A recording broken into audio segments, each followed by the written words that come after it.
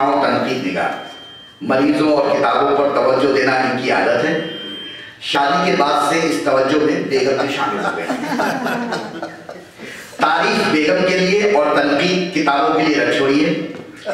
ये वो पाकिस्तानी हैं जो बेडरूम से बचने के लिए टीवी स्टूडियो में जाकर बैठ जाते हैं।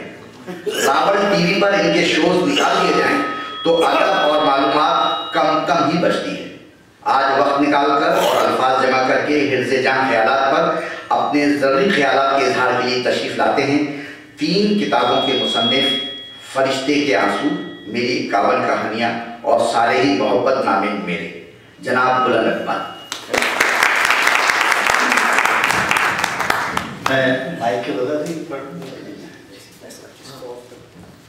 मैं एक बार ज़रा पढ़ के देखता हूँ, इसलिए कि इसकी साउंड बुरी लगी तो मुझे लगता है कि किताब चूँकि बड़ी मल्टी डायमेंशनल है और इसमें बहुत सारे मौज़ूआत थे। ऑफ कोर्स इसको लिखना आसान नहीं है और मुझ जैसे लिखने वाले के लिए तो बहुत ही मुश्किल था, मगर ये कि मैंने अपने तय कोशिश की। मेरी आवाज़ आ रही है ना आप लोगों तक? किताब का मौजू है, मेरे आर्टिकल का मौजू है इफ़ाफ़ अज़हर, पिदराना समाज की भटकी हुई औरत। पिदरी और मादरी समाज से वाबस्ता औरतें उमूमन अपने हुलिये में मुख्तलिफ नज़र आती हैं। मादरी समाज की औरत ज़्यादा पुरएतमाद, खुद मुख्तार मगर निस्बतन कम ताबे नज़र आती है, जबकि पिदरी समाज की औरत कम पुरएतमाद, कम खुद मुख्तार मगर ज़्यादा ताबेदार नज़र आती है। ये ताबेदारी बुनियादी तौर पर मर्द से मशरूत है, चाहे वो बाप, भाई या खावन की शक्ल में हो, या खुदा, नबी या किसी पीर व मुर्शिद। पिदरी समाज की ये सोशल और बायोलॉजिकल साख सदियों के उस तहजीबी सफ़र की मरहून मिन्नत है जिसमें बिला शर्कत गैरे मर्द की मुतलक अजारादारी बुनियादी तौर पर उसकी हैवानी जिबलत की वजह से कायम दायम।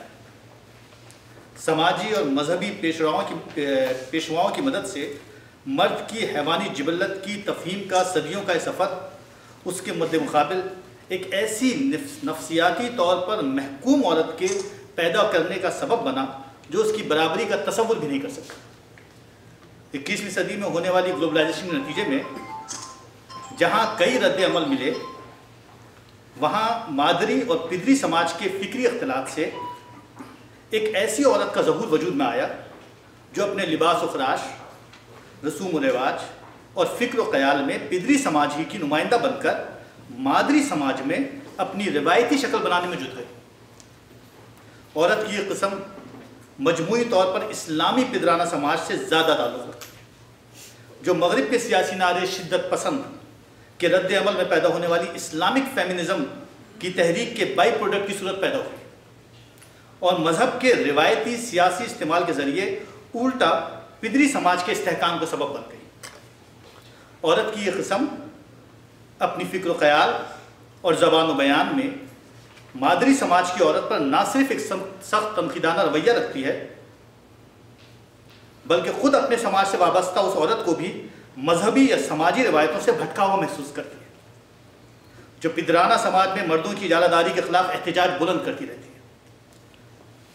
मगर पिदराना समाज की भटकी हुई औरत दरअसल वो गैर रिवायती औरत है जो 20वीं सदी की मगरबी फेमिनिज़म की तहारीक से मुतासिर होने के बावजूद एक फितरी एतदाल पसंदाना निस्वानी तहरीक के सबब पैदा हुई, मगर इनकलाबी रवैये की वजह से अपने वजूद के खातिर जज्बात की शिद्दत से भरी हुई।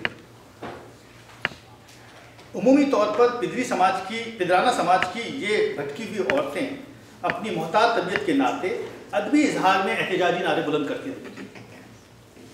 उनमें चंद नुमाया नाम अदा जाफरी, फहमीदा रियाज, किश्वर नाहिद, हाजरा मसरूर, खदीजा मस्तूर, परवीन शाकिर, तहमीदा दुरानी और नसीम सैयद साहब।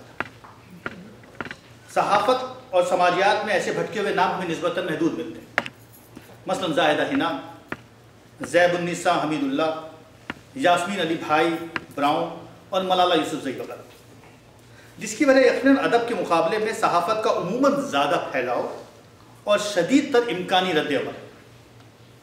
इफ़ाफ़ा अज़हर पिदराना समाज की ऐसी ही भटकी हुई औरतों के काफ़िले की एक फ़र्द है। جس کے خیالات خود اس کے لیے ہی نہیں بلکہ اس کے سماج سے وابستہ تمام تر روایتی مرد و زن کے لیے حرز جاں بنتے ہیں۔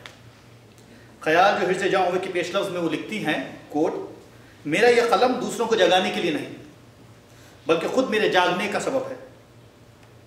میں دوسروں کو سدھارنے یا معاشرے کی منافقت دور کرنے کے ارادے سے نہیں بلکہ خود کو اپنی ارد گرد پھیلی منافقت، ہر طرف چھائی بے ضمیری اور مقام مردگی کی حد تک آئی ہوئی بے حسی سے محفوظ کرنے کے لیے لکھتی ہوں۔ انکوٹ۔ ان ابتدائی سطروں سے واضح ہے کہ عفافہ اظہر کی انفرادی خودآگہی اجتماعی سماج شناسی سے منسوب ہے۔ اس اجتماعی خودآگہی نے ان کے نیم شعور کو وہ ادراک عطا کیا ہے جو شدت کے ساتھ انہیں شعوری سطح پر اظہار کے لیے اکساتی ہے۔ نیم شعوری اور شعوری ذہن کی صورت ٹپ آف دی آئس برگ کے مانند ہوتی ہے، جس میں ٹپ شعوری ذہن جبکہ نیم شعوری ذہن آئس برگ کی نمائندگی کرتا ہے۔ خیال جو حرز جاں ہوئے دراصل اسی ٹپ آف دی آئس برگ کا اظہار ہے، اور شاید ایسی ہی کسی شدت خیال و اظہار سے متاثر ہو کر کبھی حمایت علی شاعر نے بھی کہا تھا، دستک ہوا نے دی ہے ذرا غور سے سنو، طوفان کی آ رہی ہے صدا ذرا غور سے سنو۔ طوفان کی صدا کو مغربی ذہن نے 19ویں صدی میں ہی محسوس کر لیا تھا، اور اسے بچنے کے خاطر مادرانہ سماج کے بادبان سے نہ صرف خود کو ڈبونے سے بچا لیا بلکہ آنے والے طوفان کو پچھاڑ دیا۔ مگر مشرقی ذہن کے معاملات مختلف ہیں۔ یہاں مجموعی معاشرہ صدیوں پرانے بوسیدہ قبائلی مذہبی فکر سے آلودہ ہے۔ اس آلودگی کی بنیادوں میں سراسر جہالت یا کم علمی بھری ہوئی ہے، جس نے ایک ایسے بے شعور معاشرتی ذہن کو پیدا کر دیا ہے جو ماضی سے بے خبر، حال سے بے نیاز اور مستقبل کے امکانوں سے بے ہوش کسی بھی سفر کی طرف رواں نہیں ہے۔ عفاف اظہر نے اسی ٹھٹرے ہوئے مفلوج ذہن سے مخاطب ہو کر خدر جھلاہٹ سے لکھا ہے کوٹ، آج ہمارا معاشرہ حقیقت میں ایک ایسے کارخانے کے مانند ہے جس کے پاس صرف مذہبی دولے شاہ کے چوہے بنانے کا سانچہ ہے۔ صدیوں سے یہ کارخانہ اپنی اسی مخصوص طرز کی کٹ پتلیاں بناتا چلا آ رہا ہے، جہاں پر انسان کی دنیا میں آنکھ کھولتے ہی اپنی اطاعت کے خواب آلود ٹیکے لگا کر سروں پر عقیدت مندی کے کڑے چڑھا دیے جاتے ہیں۔ ان مذہبی دولے شاہ کی زندگی کا مقصد فقط اپنے اپنے عقائد کے مزاروں کا طواف، نگاہوں کا زاویہ اپنے انہی مزاروں کا احاطہ اور ذہن و قلب کی وسعت کا دار و مدار بھی اسی مزار میں قبر کی گہرائی پر منحصر ہوتا ہے۔ انکوٹ۔ عفاف اظہر کی جھلاہٹ میں دراصل اس عورت کا غصہ ہے جو صدیوں کی مذہبی ناانصافی کا شکار ہوئی ہے۔ یہ حقیقت ہے کہ مذہب انسانی فکر کو قید کر کے نسل پرستی کے اندھیروں میں دھکیل دیتا ہے۔ اس اندھیرے کا کربناک پہلو مرد اور عورت کی نسل کی بھی منفی تفہیم کی صورت ملتا ہے، جسے مذہبی سپاروں میں سیاسی ہنرمندی سے خوش رنگ بنا کر پیش کیا جاتا ہے، کیونکہ مذہب کی بڑی ضرورت اندھے عقیدت مندوں کی تعداد ہے جو اسے عورتوں کی صورت میں مرد سے نصف سے زیادہ میسر ہوتی ہے۔ عفاف اظہر کے نزدیک سیاسی مذہب روحانی مذہب سے قطعی مختلف ہے، اور فی زمانہ دنیا میں مذہبی اقدار عامیانہ ذہن کی وہ شکل ہے جو سیاسی پراگندگی کا شکار ہو کر اپنی خون آلود تاریخ کے سبب محض ایک گالی بن کر رہ گیا ہے۔ ان کے کئی ایک مضامین میں مذہبی جنونیت یا انتہا پسندی پر کڑی تنقید ملتی ہے۔ اس بارے میں وہ سراسر الزام اپنی زمین کی زرخیزی کو دیتی ہے کہ اگر اپنی ہی بنیادیں کمزور ہوں تو عمارت کیسے گری جیسا سوال بے معنی ہوا کرتا ہے۔ وہ لکھتی ہیں کوٹ، ہمارا حقیقی دشمن تو وہ ہے جو مذہب کے نام پر نفرت کے زہر آلود بیج ایک مدت سے بو رہا ہے۔ ہمارے دشمن سرحد کے پار نہیں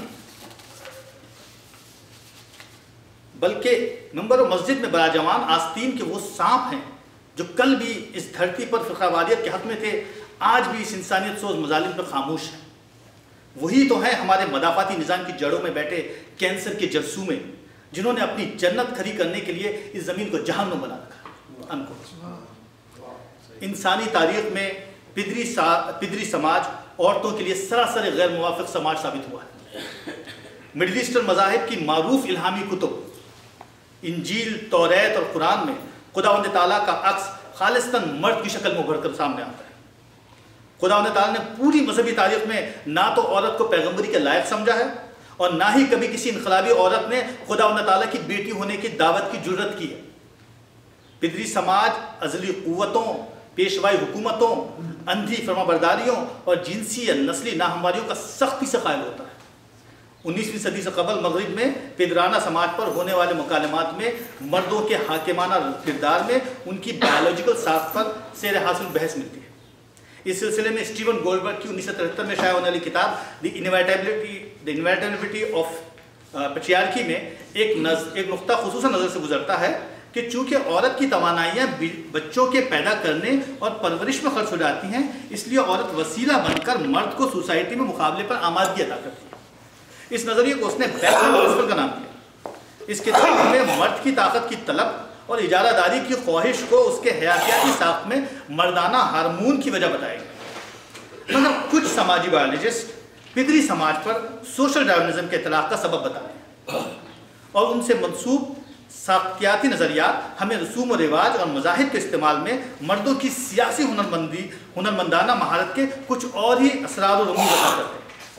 ان اسرار و رموز پر سے پردے گرانے کے لیے عفاف اظہر اپنی کتاب خیال جو حرز جاؤں میں کچھ سوال یوں اٹھاتی ہیں، کوٹ: کہنے کو تو ماں کے قدموں تلے جنت ہے، مگر پھر مشرق میں ماؤں کی زمین جہنم سے بدتر کیوں ہے؟ کہنے کو تو اسلام میں عورت کا مقام افضل و اعلیٰ ہے، مگر اسلامی معاشرے کی عورت اس قدر بے یار و مددگار کیوں ہے؟ کہنے کو تو عورت ایک عظیم ہستی ہے، مگر ہمارے ہاں وہ ذلت و رسوائی کا معجب کیوں ہے؟ کہنے کو تو عورت ایک مقدس وجود ہے، تو پھر معاشرے میں اس کے تقدس کو پامال کرنے کی روایتیں کیوں موجود ہیں؟ کہنے کو تو عورت کا مکمل وجود ابن آدم کی تخلیق کا سبب بنتا ہے، مگر ہماری مشرقی عورت اس قدر بے سہارا کیوں ہے کہ اسے خود کے مکمل ہونے کی ضمانت بھی مرد سے لینی پڑے؟ الغرض آج کے دور میں بھی ہمارے معاشرے میں ایک عورت ہونا ناقابل معافی جرم ہونا کیوں ہے؟ انکوٹ۔ یہ سوالات ایک عورت کی بے بسی، لاچارگی اور پشمردگی ہی نہیں، بلکہ ایک مرد کی بے حسی، بے رحمی اور بے لگامی کی نفسیات پر بھی ہے، جو گولڈبرگ کے مردوں کے حیاتیاتی تھیسس پر تنقیدانہ خیال بھی پیدا کرتی ہے کہ مردوں کی نفسیاتی ساخت دراصل مردوں کی نفسیاتی ساخت یعنی طاقت کی طلب و اجارہ داری کی شدید خواہش صدیوں کے ارتقائی عمل کے نتیجے میں اس کو بلاخر ایک کرخت فزیولوجیکل یا جینیٹک شکل اختیار کرتی ہے، جسے گولڈبرگ مردانہ ہارمون سے منسوب کر کے مردوں کو آسانی سے اپنا دامن چھڑانے میں مدد کرتا ہے۔ ان سوالوں کا جواب پدرانہ سماج کے پیشواؤں کے پاس نہ پانے کی صورت میں وہ رویہ پیدا ہوتا ہے جسے عفاف اظہر جیسے حساس ذی شعور کو انقلابی شعور پر آمادہ کرتا ہے۔ یہ انقلابی شعور انکارانہ رویے کی انتہا سے شروع ہو کر بلاخر اقرارانہ رویے کی حدود میں شامل ہو جاتا ہے۔ خیال جو حرز جاں ہوئے میں عفاف اظہر کے ہاں ان دونوں رویوں کی انتہا ملتی ہے۔ انکارانہ رویہ لفظوں کے نشتر سے گھاؤ پیدا کرتا ہے تو اقرارانہ رویہ انہی لفظوں کے مرہم سے شفا بھی عطا کرتا ہے۔ عفاف کے خیالات حصے واقعات اور حصے ادراک سے لبریز ہوتے ہیں۔ یہ دونوں حص آپس کے اتصال سے تحریر کو بے انتہا مؤثر کر دیتے ہیں۔ صحافتی تخلیقیت کے ہنر سے وہ واقف ہیں۔ یہی وجہ ہے کہ انہوں نے اپنے کالمز کو کبھی انشائی تو کبھی افسانوی انداز میں تحریر کیا ہے۔ مختصر اور جامع انداز لفظوں کے قرینے اور اختیار کا متغازی ہوتا ہے۔ جذبات کی حدت اور تکلیف کی شدت سیاہی کو لہو کا رنگ عطا کرتی ہے۔ خیال جو حرز جاں ہوئے کا کم و بیش ہر صفحہ لہو کے اسی رنگ سے رنگا ہوا ہے جو پڑھنے والے کی شہادت کی انگلی کو اگر سرخ نہیں تو ان کی آنکھوں کو لال ضرور کر دیتا ہے۔ کتاب کی ان سیاہ سطروں سے لفظوں کا یہ انقلابی سرخ سفر کتاب کے سرخ روح ہونے کی نوید ہے۔